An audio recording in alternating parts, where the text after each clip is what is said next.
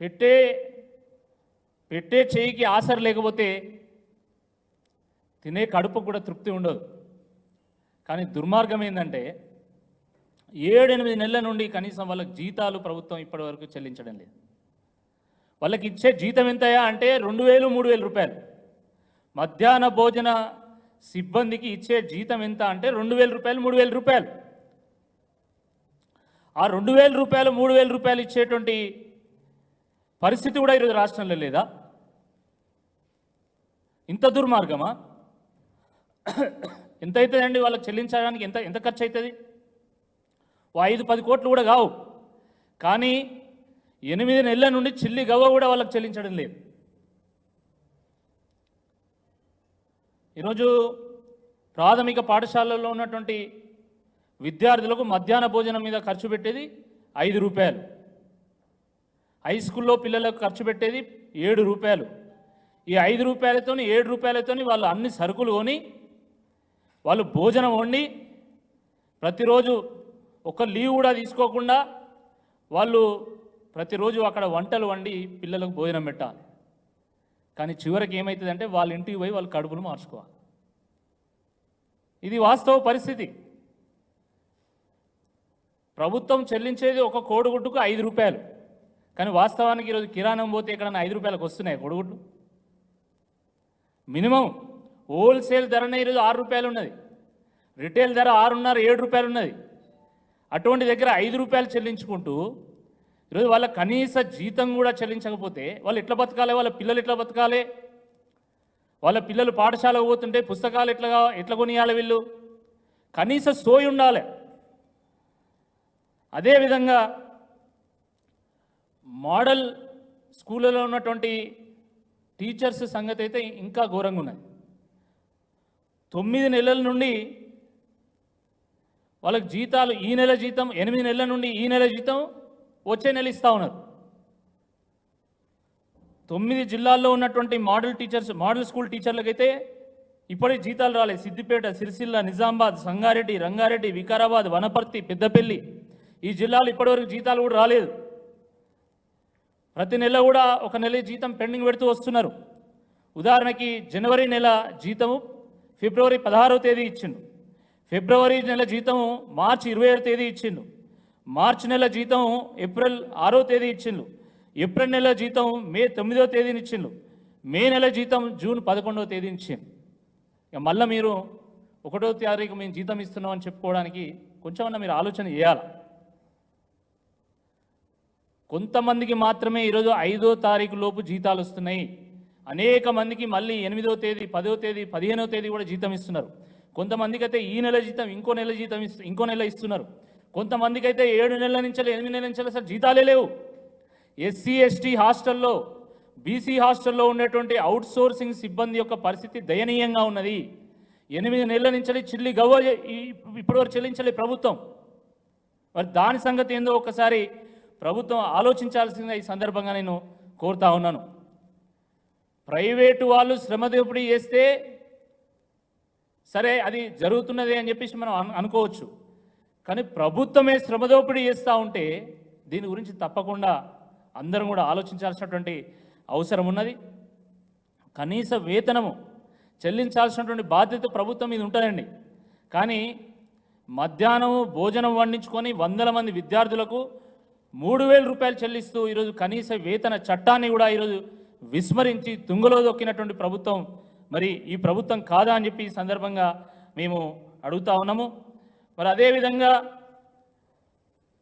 Junior కళాశాలల్లో ఉన్నటువంటి 1,654 మంది అధ్యాపకులు వాళ్ళు మా నెల జీతము 28,000 నుండి 42,000కు పెంచాలని చెప్పేసి వాళ్ళు ధర్నాలు చేస్తూ ఉన్నారు. డిగ్రీ కళాశాలల్లో ఉన్నటువంటి 527 మంది అధ్యాపకులు వాళ్ళు కూడా మా జీతాలు 28,000 నుంచి 50,000కు పెంచాలని చెప్పేసి వాళ్ళు డిమాండ్ చేస్తూ వాళ్ళు ధర్నాలు చేస్తూ ఉన్నారు. ఆశా వర్కర్ల సంగతి మనకు తెలిసిందే. గతంలో వాళ్ళకు 1వ తారీఖు 2వ తారీఖు జీతాలు వచ్చేటి. కానీ ఈరోజు ఆశా వర్కర్లకు 20వ తేదీ జీతం వస్తున్నది. 20వ తేదీ మాకు జీతం సరైనటువంటి సమయంలో చెల్లించాలి. అదేవిధంగా మరి కాంగ్రెస్ ప్రభుత్వం ఇచ్చినటువంటి హామీ నెల జీతం 18,000కు పెంచాలనేటువంటి హామీ ఏదైతుందో దాన్ని కూడా నెరవేర్చాలని చెప్పేసి ఇటీవలనే వాళ్ళు కోటిలో కమిషనరేట్ ముందు కమిషనర్ కార్యాలయం ముందు వాళ్ళు ధర్నా చేయడం కూడా జరిగింది. తర్వాత కమిషనర్ గారు వచ్చి స్వయంగా వారే వచ్చి మేము 18,000 రూపాయల మీ వేతనం హామీని మేము నెరవేరుస్తామని చెప్పేసి వాళ్ళు మాట ఇచ్చిన తర్వాత మాత్రమే మరి వాళ్ళు ఆ సమ్మెను విరమించాలనే వాస్తవాన్ని కూడా గ్రహించాల్సిందే ఈ సందర్భంగా నేను గుర్తు చేస్తా ఉన్నాను. ప్రభుత్వం ఆలోచించాలా. ముఖ్యంగా చిరు ఉద్యోగులంటే వాళ్ళకు ఎందుకు ఇంత చిన్న చూపు ఒకసారి ఆలోచించుకోవాలి. గ్రామ పంచాయతీ సిబ్బంది, ఎస్సీ ఎస్టీ హాస్టల్లో ఉన్నటువంటి అవుట్సోర్సింగ్ సిబ్బంది, మధ్యాహ్న భోజన పథకం సిబ్బంది లేదా ఆశా వర్కర్లు వీళ్ళు చిరు ఉద్యోగులండి. 5,000, 10,000, 8,000, 12,000 రూపాయలు జీతం తీసుకునేటువంటి వాళ్ళ జీతాలు మీరు నెలలు ఆపితే వాళ్ళు ఎట్లా బతకాలి, వాళ్ళ పిల్లలు ఎట్లా బతకాలి, ఒక్కసారి కనీసం ఆలోచన ఉండాలి కదా అని చెప్పి ఈ సందర్భంగా మేము గుర్తు చేస్తూ ఉన్నాము. మరి ముఖ్యమంత్రి గారికి పాలన మీద పట్టు లేదు. అడ్మినిస్ట్రేషన్ అంటే ఏందో తెలియదు. మంత్రులకైతే వాళ్ళ శాఖల బాధ్యతలు కూడా తెలియదు. కనీసం ఇప్పుడైనా వాళ్ళు మరి ప్రభుత్వ ఉద్యోగుల గురించి ఆలోచించాలి. మార్పు మార్పు అని చెప్పి మన్ను కొట్టినటువంటి మీ నినాదానికి ఈ ఉద్యోగులు తోడైతేనే మీరు ప్రభుత్వంలోకి వచ్చిండ్రు, కాంగ్రెస్ పార్టీ ప్రభుత్వంలోకి వచ్చిండ్రు అనేటువంటి ఒక వాస్తవాన్ని గ్రహించాల్సిందిగా ఈ సందర్భంగా మేము విజ్ఞప్తి చేస్తున్నాము. మరి ఇన్ని రోజులు మీరు జీతాలు చెల్లించకుండా గోసబెట్టుకున్నారు కాబట్టి దానికి పరిహారంగా మీరు వడ్డీతో సహా పెండింగ్లో ఉన్నటువంటి జీతాలను చెల్లించాలి. అదేవిధంగా మరి చిరు ఉద్యోగులకు చిరు కానుకగా వచ్చే స్వతంత్ర దినోత్సవం రోజు ఆగస్టు 15వ తేదీ రోజు మొత్తం పెండింగ్ ఏరియర్స్ అన్ని క్లియర్ చేయాలి. ఒక నెల జీతం కూడా బోనస్గా చెల్లించాల్సిందిగా ఈ సందర్భంగా మేము విజ్ఞప్తి చేస్తున్నాం. మిత్రులారా, కేవలం ఇదే కాదు, మరి ఉద్యోగులకు సంబంధించి వాళ్ళ 420 హామీల్లో అనేక హామీలు ఇవ్వడం జరిగింది. మరీ ముఖ్యంగా పెండింగ్ డిఏలను క్లియర్ చేస్తామన్నారు. 8 నెలలైంది మీ ప్రభుత్వంలోకి వచ్చి, 5 డిఏలు పెండింగ్లో ఉన్నాయి ఇప్పటికీ, కానీ ఒక్క డిఏ కూడా క్లియర్ చేయలేదు. అదేవిధంగా మరి పిఆర్సీని వేస్తామన్నారు. 6 నెలల్లోనే పిఆర్సీని వేసి పిఆర్సీ రికమెండేషన్ కూడా అమలు చేస్తామన్నారు. 6 నెలలు గడిచిపోయింది, 8 నెలలైంది, ఇప్పటివరకు పిఆర్సీ ఊసు ఎత్తడం లేదు. అదేవిధంగా మరి ఉద్యోగుల కాంట్రిబ్యూషన్తో అన్ని రకాల జబ్బులకు అన్ని ఆసుపత్రుల్లో వైద్యం అందించే విధంగా EHS employees health card services అది కూడా తీసుకొస్తామన్నారు. దాని మాట ఎత్తడం లేదు ఈరోజు. అదేవిధంగా మరి ఫీల్డ్ అసిస్టెంట్లకు కానీ ఆశా వర్కర్లకు కానీ ఇందిరాకాంతి పథకంలో ఉన్నటువంటి సిబ్బందికి కానీ ఎంఎన్ఆర్ఈజీఎస్ ఉద్యోగులకు కానీ వాళ్లకు వేతనాలు పెంచి ఉద్యోగ భద్రత కల్పిస్తామన్నారు. దాని ఊసెత్తడం లేదు. పంచాయతీ సెక్రటరీల సర్వీసును క్రమబద్ధీకరిస్తామన్నారు. దాని గురించి కూడా మాట్లాడడం లేదు. కాబట్టి కేవలం నిరుద్యోగులనే కాదు, ఉద్యోగులను కూడా ఈరోజు ప్రభుత్వము మోసం చేస్తూ ఉన్నది. దానికి నేను చెప్పినటువంటి ఉదాహరణలే, మరి చెప్పినటువంటి విషయాలే ఉదాహరణలుగా తీసుకోవాల్సిందిగా ఈ సందర్భంగా నేను విజ్ఞప్తి చేస్తూ ఉన్నాను. మరి ఈ సందర్భంగా ప్రభుత్వం ముందు చాలా స్పష్టమైనటువంటి డిమాండ్లు పెడుతున్నాం. మొదటిది, చిరుద్యోగులకు పెండింగ్లో ఉన్నటువంటి జీతాలన్నీ క్లియర్ చేసి ఈ చిరుద్యోగులకు చిరుకానుకగా ఆగస్టు 15వ తేదీన ఒక నెల జీతం బోనస్గా ఇవ్వాలి. రెండవది, మీరు 1వ తారీఖు జీతం ఇస్తానటువంటి హామీని తూచా తప్పకుండా అమలు చేయాలని చెప్పి ఈ సందర్భంగా డిమాండ్ చేస్తున్నాము. మూడవది, పెండింగ్లో ఉన్నటువంటి 5 డిఏలను కూడా క్లియర్ చేయాల్సిందిగా డిమాండ్ చేస్తున్నాము. నాలుగవది, 6 నెలల్లో పిఆర్సీని వేసి కొత్త పే స్కేల్ని అమలు చేస్తామన్నటువంటి మాటను నిలుపుకోవాల్సిందిగా డిమాండ్ చేస్తున్నాము. మరి అన్ని రకాల జబ్బులకి ఉద్యోగుల యొక్క కాంట్రిబ్యూషన్తో అమలు చేస్తామన్నటువంటి ఎంప్లాయీస్ హెల్త్ కార్డు సర్వీసెస్ను కూడా అమలు చేయాల్సిందిగా డిమాండ్ చేస్తున్నాము.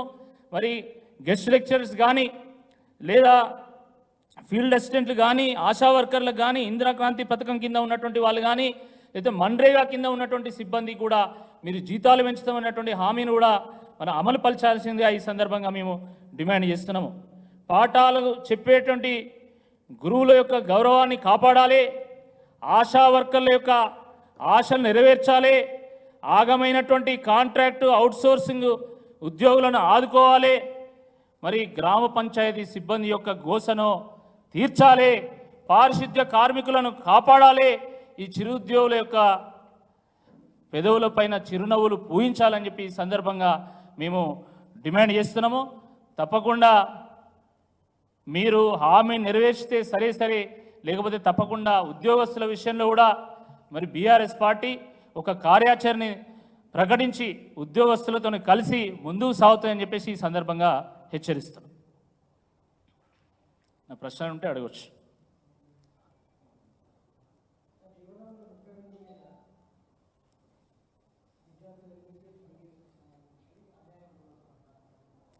నిన్ననే హరీష్ రావు చాలా స్పష్టంగా వారు చెప్పడం జరిగింది.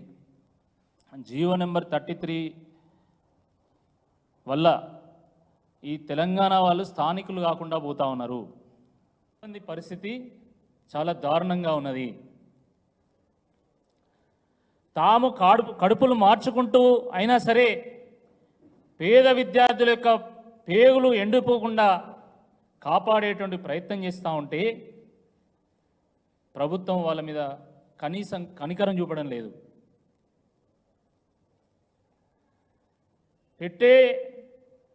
పెట్టే చేయికి ఆసర లేకపోతే తినే కడుపుకు కూడా తృప్తి ఉండదు. కానీ దుర్మార్గం ఏంటంటే 7-8 నెలల నుండి కనీసం వాళ్ళకి జీతాలు ప్రభుత్వం ఇప్పటి వరకు చెల్లించడం లేదు. వాళ్ళకి ఇచ్చే జీతం ఎంతయా అంటే 2,000-3,000 రూపాయలు. మధ్యాహ్న భోజన సిబ్బందికి ఇచ్చే జీతం ఎంత అంటే 2,000 రూపాయలు, 3,000 రూపాయలు. ఆ 2,000 రూపాయలు, 3,000 రూపాయలు ఇచ్చేటువంటి పరిస్థితి కూడా ఈరోజు రాష్ట్రంలో లేదా? ఇంత దుర్మార్గమా?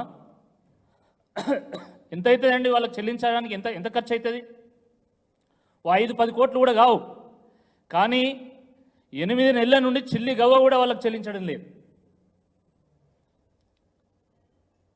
ఈరోజు ప్రాథమిక పాఠశాలల్లో ఉన్నటువంటి విద్యార్థులకు మధ్యాహ్న భోజనం మీద ఖర్చు పెట్టేది 5 రూపాయలు, హై స్కూల్లో పిల్లలకు ఖర్చు పెట్టేది 7 రూపాయలు.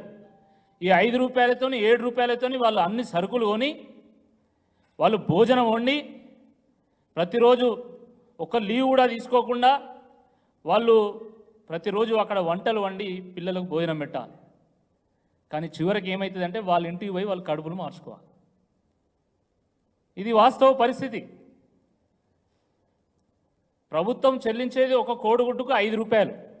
కానీ వాస్తవానికి ఈరోజు కిరాణం పోతే ఎక్కడన్నా 5 రూపాయలకు వస్తున్నాయి కోడిగుడ్లు? మినిమం హోల్సేల్ ధరనే ఈరోజు 6 రూపాయలు ఉన్నది, రిటైల్ ధర 6.5-7 రూపాయలు ఉన్నది.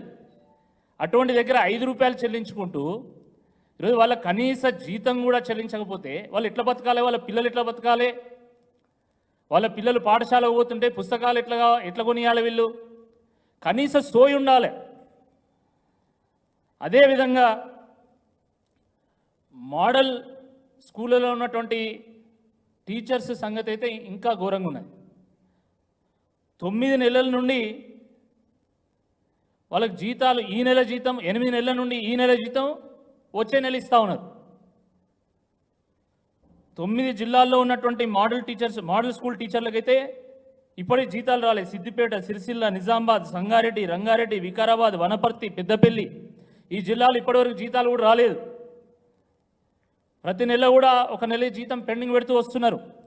ఉదాహరణకి జనవరి నెల జీతము ఫిబ్రవరి 16వ తేదీ ఇచ్చిండు, ఫిబ్రవరి నెల జీతము మార్చి 27వ తేదీ ఇచ్చిండు, మార్చి నెల జీతం ఏప్రిల్ 6వ తేదీ ఇచ్చిండు, ఏప్రిల్ నెల జీతం మే 9వ తేదీని ఇచ్చిండు, మే నెల జీతం జూన్ 11వ తేదీని ఇచ్చిండు.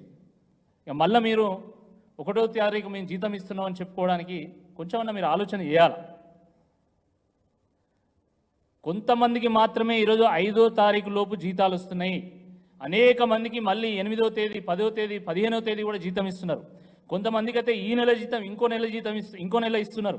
కొంతమందికి అయితే 7 నెలల నుంచి 8 నెలల నుంచి అసలు జీతాలే లేవు. ఎస్సీ ఎస్టీ హాస్టల్లో, బీసీ హాస్టల్లో ఉన్నటువంటి అవుట్సోర్సింగ్ సిబ్బంది యొక్క పరిస్థితి దయనీయంగా ఉన్నది. 8 నెలల నుంచి చిల్లి గవ్వ ఇప్పటివరకు చెల్లించలే ప్రభుత్వం. మరి దాని సంగతి ఏందో ఒకసారి ప్రభుత్వం ఆలోచించాల్సిందిగా ఈ సందర్భంగా నేను కోరుతా ఉన్నాను. ప్రైవేటు వాళ్ళు శ్రమ దోపిడీ చేస్తే సరే అది జరుగుతున్నది అని చెప్పేసి మనం అనుకోవచ్చు. కానీ ప్రభుత్వమే శ్రమదోపిడీ చేస్తూ ఉంటే దీని గురించి తప్పకుండా అందరం కూడా ఆలోచించాల్సినటువంటి అవసరం ఉన్నది. కనీస వేతనము చెల్లించాల్సినటువంటి బాధ్యత ప్రభుత్వం మీద ఉంటుందండి. కానీ మధ్యాహ్నం భోజనం వండించుకొని వందల మంది విద్యార్థులకు 3,000 రూపాయలు చెల్లిస్తూ ఈరోజు కనీస వేతన చట్టాన్ని కూడా ఈరోజు విస్మరించి తుంగలో దొక్కినటువంటి ప్రభుత్వం మరి ఈ ప్రభుత్వం కాదా అని చెప్పి ఈ సందర్భంగా మేము అడుగుతా ఉన్నాము. మరి అదేవిధంగా జూనియర్